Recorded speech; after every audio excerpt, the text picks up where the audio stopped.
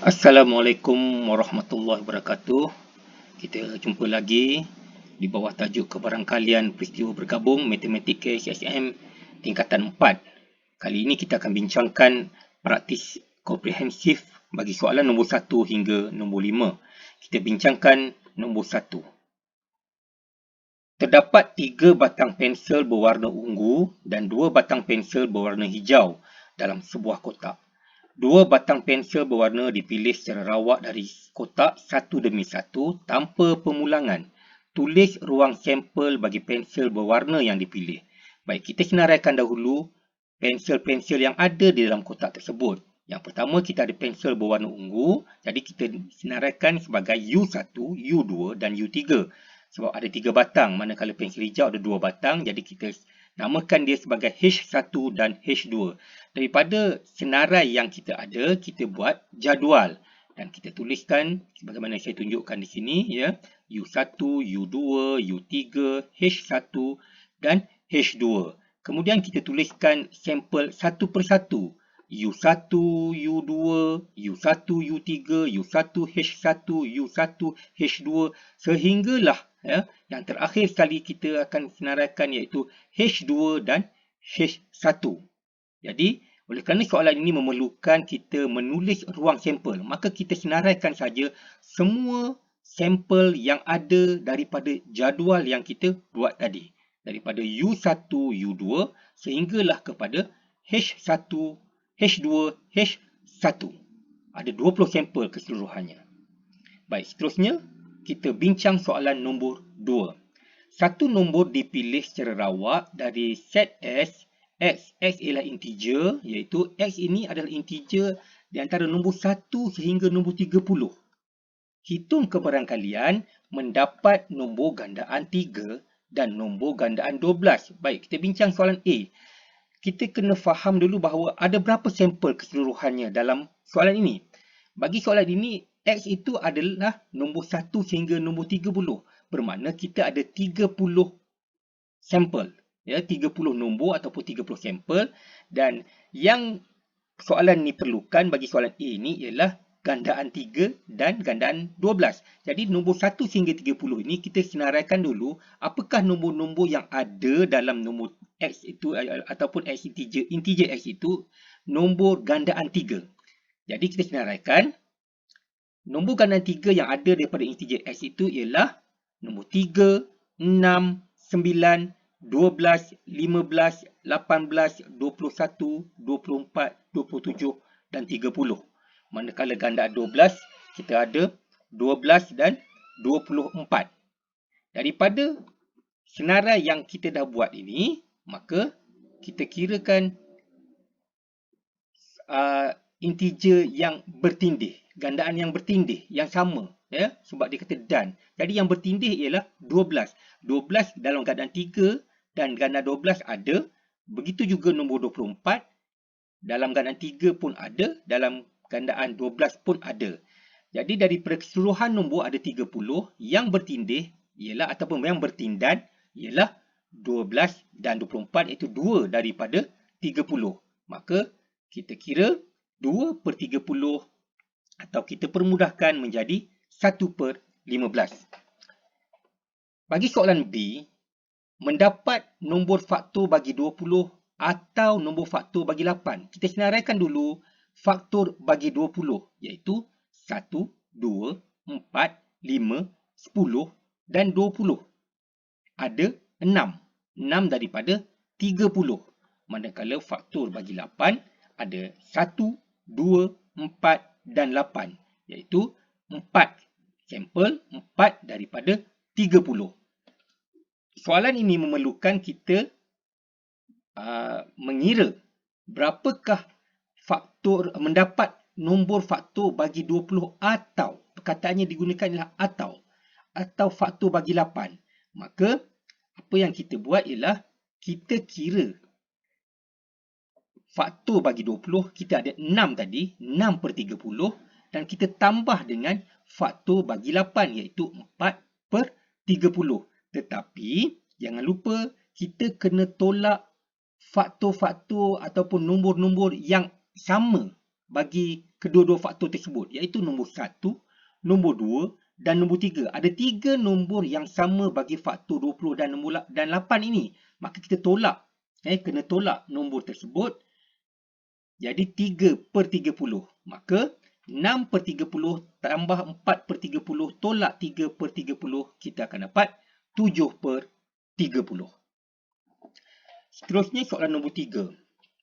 Dua keping kad berlabel dengan nombor 77, 91 dimasukkan dalam kotak M dan 3 keping kad berlabel dengan huruf R, I, A dimasukkan dalam kotak N. Sekeping kad dipilih secara rawak dari kotak M dan N masing-masing. Lengkapkan jadual berikut dengan semua kesudahan yang mungkin. Ini senang saja penyelesaiannya. Kita terus saja buat di sini. Ya. Kotak yang pertama dah bagi 77R. Jadi kita isi 77I. Kemudian 77A.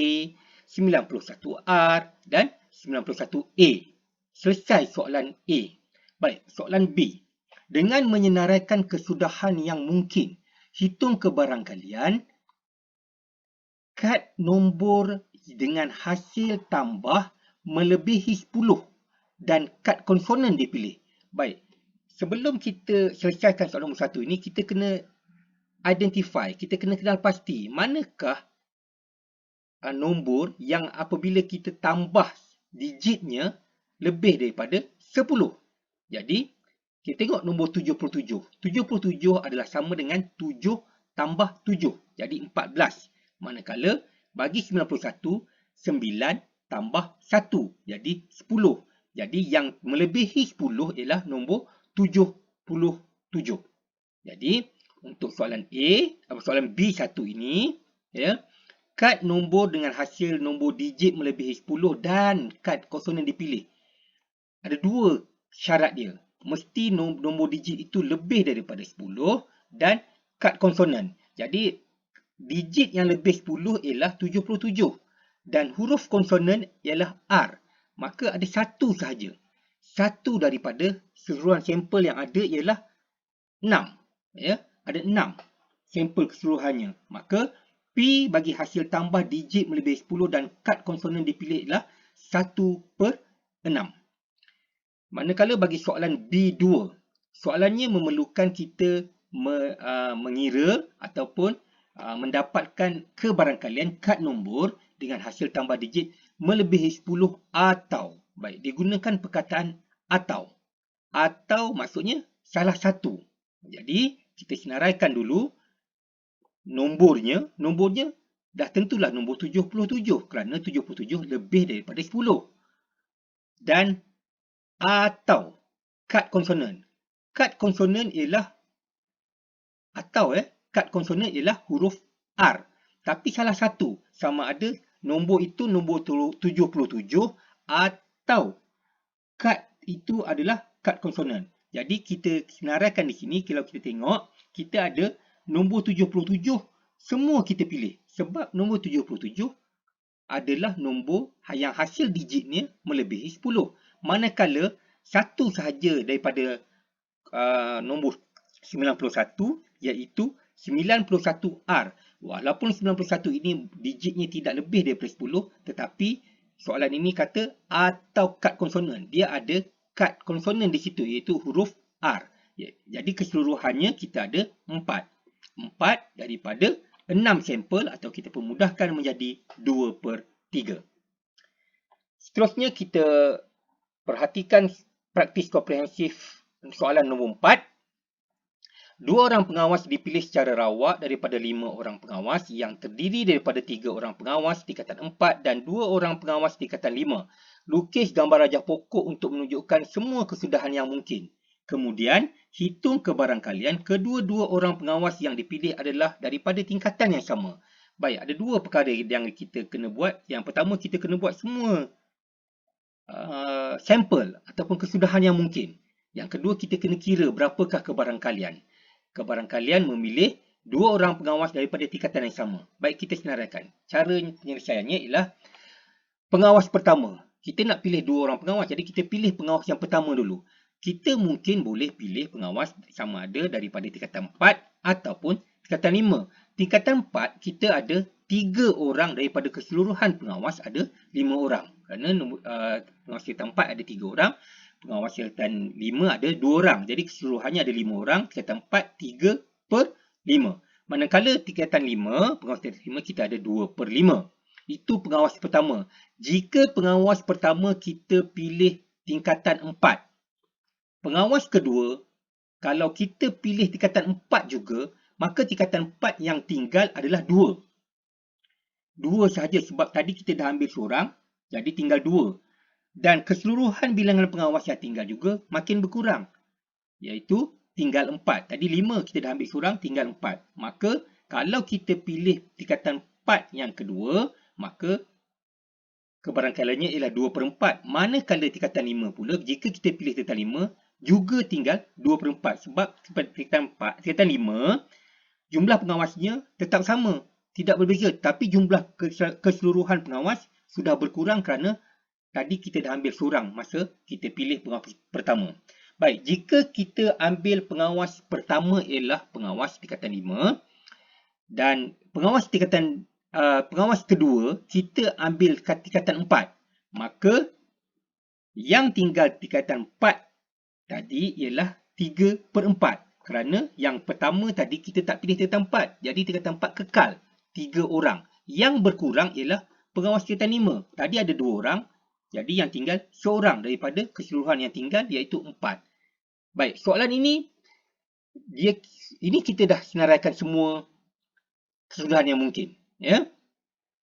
Tingkatan 4, tingkatan 4, tingkatan 4, tingkatan 5, tingkatan 5, tingkatan 4, tingkatan 5, tingkatan 5. Itu semua kesudahan yang mungkin. Tapi dia kata, dia suruh kita kira kebarangkalian kedua-dua pengawas yang dipilih dari tingkatan yang sama, iaitu P ataupun kebarangkalian memilih tingkatan 4 dan tingkatan 4 atau tingkatan 5 dan tingkatan 5. Baik, kita tengok tingkatan 4, tingkatan 4. Tingkatan 4 yang pertama ialah 3/5 dan tingkatan 4 yang kedua ialah 2/4. Maka kita ambil, oleh kerana perkataan itu dan, 3/5 kita kena darab dengan 2/4.